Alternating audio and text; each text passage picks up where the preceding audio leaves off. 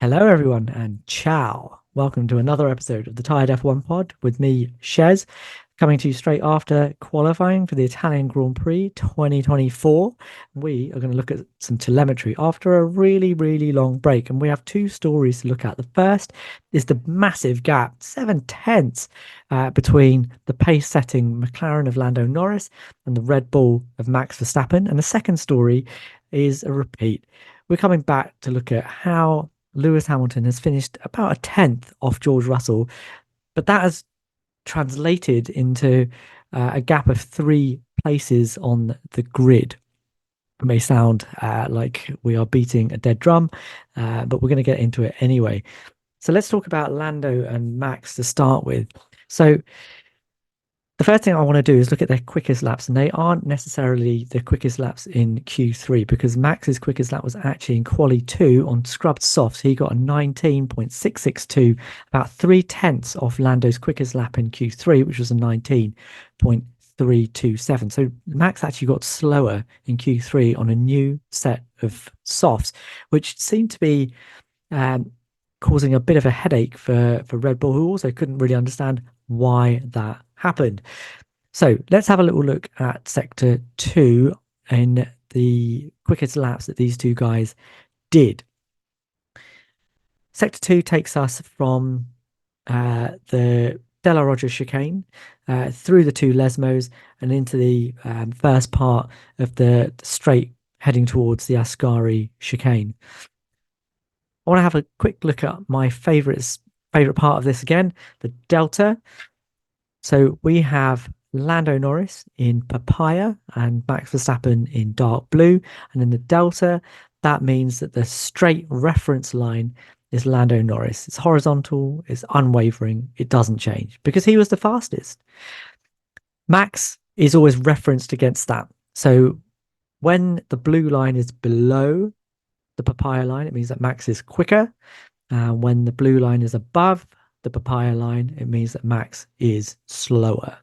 So we can see here from the Delta that Max starts this sector a bit quicker, loses some time in the middle of it, and then gains that time back again so that towards the end of the sector, he's actually ever so slightly ahead. So how does that happen? So I think there's a fundamental difference between these two cars at this point in qualifying. So I think that the Red Bull has stacked a little bit more downforce on it. It's a very aero efficient car. That's been their strength. So they've put a little bit more downforce on it, accepting that they might lose a little bit on the straights, but actually the aero efficiency of their car might gain them that time back again. And it shows, I think, in the telemetry trace here, what we can see here is that Lando seems to be able to carry more pace through the two Lesmos. So that suggests that he probably has a better balance between downforce and straight line speed. However, Max seems to be able to bite the corner a bit better, like he has less understeer, especially into that second Lesmo. You can see on the traces that he's able to brake a little bit later and also apply the throttle a bit earlier, which suggests that he's got a bit more confidence in the front end of his car. And that translates actually into a slightly better exit off the second Lesmo and the drag up to the Ascari chicane. Where does he then lose it? So he loses it, I think, in sector 3. So what we could see here is that in sector 3, Lando really, really starts to pilot on. The Delta is completely different. Max gets further and further and further away. This, I think, has less to do with the driver's style and more to do with the relative strengths of the cars as they are here. Now, remember, at this point, we're looking at Norris in Quali 3 and Verstappen in Quali 2. So the track has got better, has got grippier, is giving a bit more performance. And yet, Max still wasn't able to get a better lap on fresher tyres. In Q3. Let's see what happened. So entering Ascari, both these drivers do their usual thing. So Max brakes a little bit earlier. Lando punches in really late. Max is back on the throttle just that little bit earlier. But the McLaren is just absolutely pinned to the tarmac through the middle of Ascari. He's just got a much, much better speed through the corner. And that gives Lando much better exit speed and a higher speed across the rest of the back straight going towards Parabolica. And just to make that point, the difference in speed between the two as they go through the middle of Ascari is stark. Lando's doing 242 kilometers an hour. Max is doing 234. That's almost 10 kilometers per hour difference through the middle of Ascari.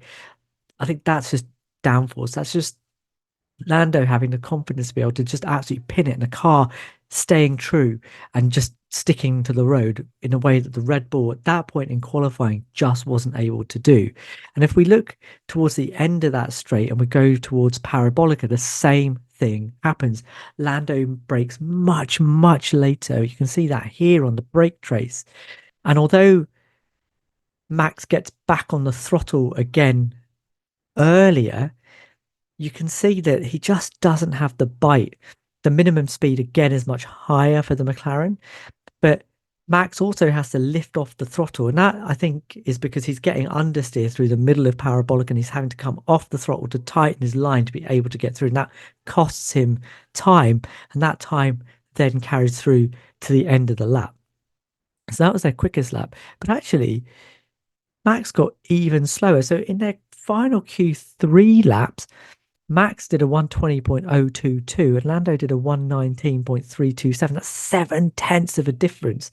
7/10 on new soft tires. How the heck did that happen?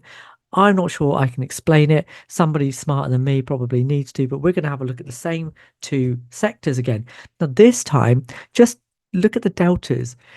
Again, Max gets into the Lesmos a little bit quicker. He's already a little bit ahead. But the delta here, he just gets further and further away, and that speed differential is carried right the way through to the exit of the Lesmos and onto the straight towards Ascari. Verstappen actually is a bit quicker getting into Lesmo 1. He's braking later. That's not what he normally does, but I think he just gets a bit better bite um, on this run than he did in quali 2, just because he does have newer tires. But on the exit, something changes. He has to wait.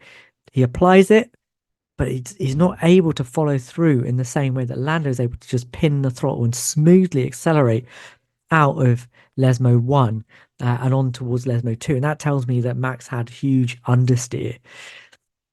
McLaren is also much, much more stable. So if we look at how the two cars perform through Lesmo 2, and Lesmo 2 is much more about peak downforce. You don't need to brake quite as hard, and you're allowing the downforce to carry the car through the exit of the corner and get you onto the back straight towards Ascari. And you can see here that Lando brakes a bit earlier, which again is not what he would normally do. He gets back on the throttle much, much quicker. That's that confidence. And you can see that actually through the minimum speed of Lesmo 2, the speed differential is just in another league. Lando has a 192 at the apex, and Verstappen is at 180. 180. That's a 12 kilometer per hour difference. There's no way that Max is going to claw that back going into Ascari, and Ascari just makes it even worse. Lando, we've put the white marker down at the apex of Ascari, just at the turning point. And you can see here that Max does his usual. He brakes a bit early, floats the car in. Lando brakes a bit later. He's trying to bully the car to get it turned in. But the speed differential here, this is through the middle of Ascari. Norris has a 194. Verstappen has a 180, 14 kilometers per hour difference. That's a massive difference in the amount of downforce that Aaron is generating through the middle of Ascari, the speed that he's able to carry, that he's then able to carry into the back straight towards Parabolica. And this time into Parabolica, Max is different. Max actually catches up towards the end of the straight. That tells you that there is that aero efficiency, despite the fact that Red Bull were trying to pile a bit more downforce onto their car. Actually, he's able to gain a little bit towards the end of the straight. But into Parabolica in the turn in, the McLaren is just absolutely pinned. It maintains a much higher minimum speed at the apex of Parabolica. And that's what Lando's able to carry through. And just to compound that even worse, despite the fact that Max gets on the power earlier, he then has a little oversteer moment in the middle of the corner. He has to come off the throttle and come back on again. You could see that in his lap in the live feed. And again, that just bleeds time, and that delta just gets bigger and bigger and bigger, and it leads to a 7/10 difference. Crazy, absolutely crazy. Where has that pace gone? I don't think Red Bull know. I don't think we know. Start the conspiracies, guys. I don't have an answer. Okay, let's have a quick look at George versus Lewis. So these are their Q3 laps. George got a 119.440, leaving him P3 on the grid. Lewis got a 119.513. Hardly anything in it, you might think. Only a tenth, but that equated to P6 on the grid. So Lewis had this to say about his lap afterwards. In an interview with Sky, he said he was furious about his lap. He'd lost a tenth, or a tenth and a half into turn 1 and 2, and then he lost another tenth in the final corner. He reiterated again that qualifying was something that he was struggling with at the moment, and he didn't know why he was losing out. Now, we did a video about this, which I've put a link to at the end of this video. But in that, Lewis had talked about the fact that his style of driving is to brake really late to V the corner. That means braking really late, getting the car turned in on the brakes, and then being able to shoot out the other end of the corner. But the problem with that in these cars is that, number one, the cars want to understeer. So he has to brake later and harder to overcome that understeer. And the second is that on exit, I think that destabilizes the rear end of the car. And if you've already got an inherent rear instability, which this Mercedes seems to have had as a trait, then you get you get oversteer at the exit of the corner. It seems to happen like clockwork in every single corner that he loses time on. We started to get over that because I think Mercedes had started to push the downforce a bit more rearward. The front end had become a bit more stable with the new wing, and they were able to move the center of downforce a little bit further backwards, which is what Lewis wanted, and he'd been able to start to get on top of George through the end of the first half of the season. But again, we're back to normal service here. So this is sector one. Lewis talked about losing a tenth and a half in the first corner. We can see that's exactly what happens. Look at this delta through the Rettifilio chicane. Lewis goes from being neck and neck roughly with George at the end of the pit straight to being miles off in delta.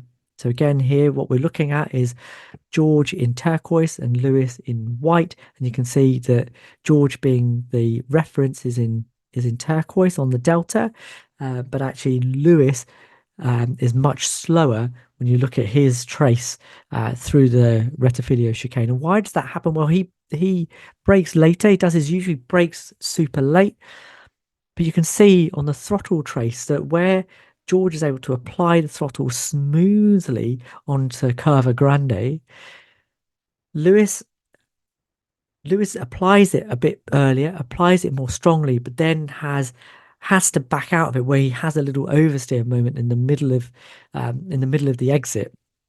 That loses him time. It loses him time. You can see that his delta grows and he gets further away from George. The other area where Lewis said that he lost time was into the final corner, and you can see that actually he's right. Look, through sector 2, he's actually gained time. He's managed to get the delta down so that entering the Ascari chicane, he's actually quicker. His end of straight speed is higher than George's going into sector 3. But again, Lewis brakes a little later into Ascari, but George is back on the throttle earlier, and this gives him a higher minimum speed through Ascari. It's not massive. It's not like the gap that we saw between the McLaren and the Red Bull, but it's there, and he's able to maintain that speed. going into the back straight towards Parabolica, and a Parabolica is really, really interesting. So what happens there? So here we can see that Lewis brakes much, much later, but he's then less confident, and there's a big gap between when he comes off the brakes and when he's then able to reapply the throttle. And I think that he brakes so late that he just outbraked himself. Because what we can see is that George brakes a bit earlier, keeps the brakes on for a bit longer, but then there's a much smoother transition between where he comes off the brake and when he applies the throttle. I think he was much more in control of what he wanted to do, um, what he wanted to do with the car. And that equates to a massive difference in their minimum speed through Parabolica. You can tell that Lewis had outbraked himself, that he'd made a big, big error here. Russell's minimum speed through there is 215 kilometers an hour. Lewis is 8 kph slower, 207. I think he just outbraked himself. And there it is. It's the same thing. He breaks late because that's what he wants to do. He wants to rotate the car, but if the rear end isn't there, or if the front end doesn't bite, then he loses time. And I think that is why Lewis ended up a tenth shy of Russell, but P6 to Russell's P3 on the Monza grid. We'll see you a little bit later after the race.